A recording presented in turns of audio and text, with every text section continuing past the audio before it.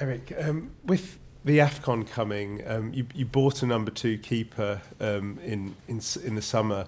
Is there anything in your mind about January possibly for cover in that area, knowing that you could lose your keeper for that period of time? So I think what we need is 3 very good keepers for a successful season, and then a talent in the back, and then in the best situation also 1 or 2 keepers you have on loan, because you have to develop that group all the time. And yeah, we are pleased with the group we have now, and even so we were aware of the situation, and you have to manage that we have covering, and so we have a very strong keeper group, especially the first 3. So they all can play, they're all capable to play on the highest standards who need it. So yeah, we are happy with that group and we are comfortable. Neil, Eric Garnacho's form at the minute, you know, the excitement he gives the team and the threat up front. It must be very difficult to leave a young player like that out at the minute when he's really stamping his mark. And does it also show to anyone in the squad that if you take your chance, you'll give the player it? Yeah. So we make plays to make this development happen, and yeah, that was our assessment at the start of the season, that we wanted to bring him, and we want to give him the time to deliver what he's doing in this moment. And yeah, I think there's a big potential, and yeah, there is a lot where he can build on. But yeah, we are happy with his performing in this moment, and we are happy with his contribution.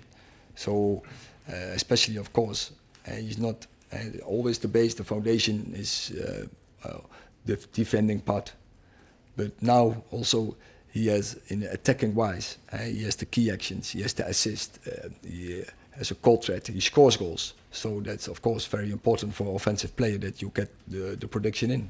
And we all know, you know, the stories of his attitude maybe a year or so ago, late for team meetings and that in Australia. You've obviously talked to him, and that side of him has gone. I haven't seen it, but I don't think it's fair. And that was, there were some issues, but there are young players who has to learn what is needed. So the lifestyle for a professional footballer. But in the meantime, he knows. Chris. You mentioned in an interview this week that you wouldn't do things differently in your handling of Jadon Sancho. Do you think now, as we enter towards the window next month, do you think it's probably only right that he has to go? So it's about culture, and every player has to match certain standards, and it was about that. And so what will happen there? So he knows what he has to do if he wants to return. So it's up to him. Would you agree, though, that what's happening now can't continue? It's that is when he knows what he has to do. It's up to him. Hi Eric, I think it was around this time last year that a number of players' contracts were extended, the +1 options were taken up on them. Is that going to be the case with, I think it's Wan-Bissaka, Lindelof, Hannibal, Martial? Do you intend to extend the deals with all those players?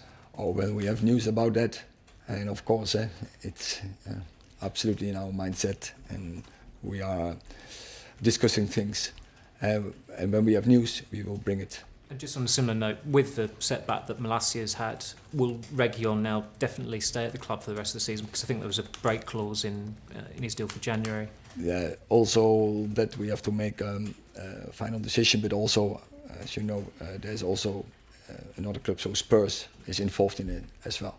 Thank you. Just back on Jadon, as it's a disciplinary matter, is he on full pay while he's sort of not contributing towards the first team squad and, you know, training away and eating a packed lunch on his own sort of thing? Is he on full pay? I think that is an internal matter. Okay, but the reason why I ask is, if he is, and I'm guessing he is, surely that's a waste of the club's sort of funds. So as Chris was sort of saying, maybe it's best for all parties if he sort of considers it, parting of the ways for each party.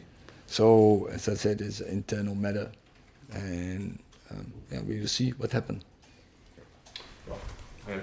Just in general, I know it's a couple of weeks away, but are you expecting to make many changes to the squad in January, either players leaving or coming in? I don't think so.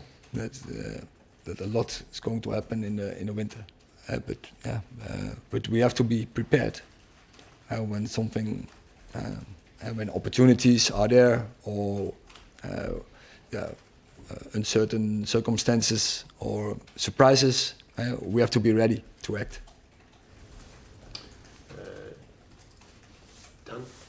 I don't have one, but I'm more than happy to ask a question. Last question. With Garnacho, because he's obviously a lot younger than Rashford, is it sometimes easier to convince him to do the defensive work? Because Rashford's obviously played for a number of managers who have different styles, different systems, whereas Garnacho's a lot fresher. Is it easier to convince him to do what you want to do? No. Messi knows exactly what to do, and nowadays football, it's not possible.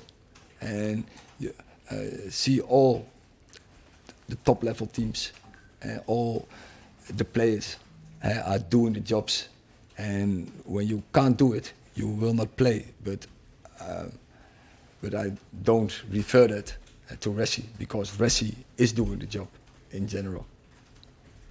Okay, thank you very much. Thank you.